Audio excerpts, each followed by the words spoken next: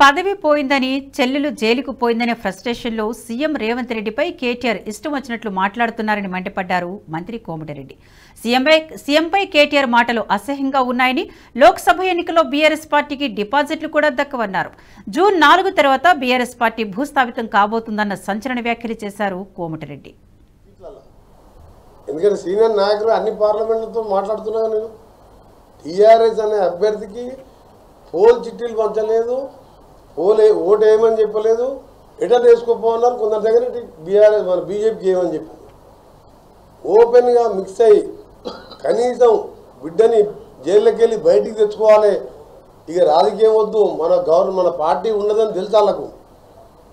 ఈ ఎన్నికల తర్వాత ఒక్క సీటు గెలవదు కాబట్టి పార్టీ ఉండదు.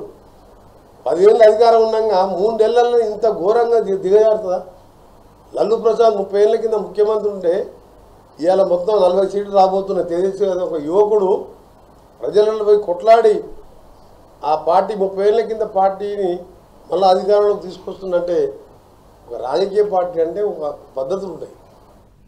ఈ వీడియో మీకు నచ్చినట్టయితే లైక్ చేయండి, 10 మందికి షేర్ చేయండి. అలాగే కామెంట్ల రూపంలో మీ అభిప్రాయాలను మాతో పంచుకోండి. Nationalist hub group of channels ను సబ్స్క్రైబ్ చేసుకుని తెలుగునాట జాతీయవాద జర్నలిజాన్ని ప్రోత్సహించండి. ఈ వీడియో కింద ఉన్న బెల్ ఐకాన్ పై క్లిక్ చేయడం మర్చిపోవద్దు.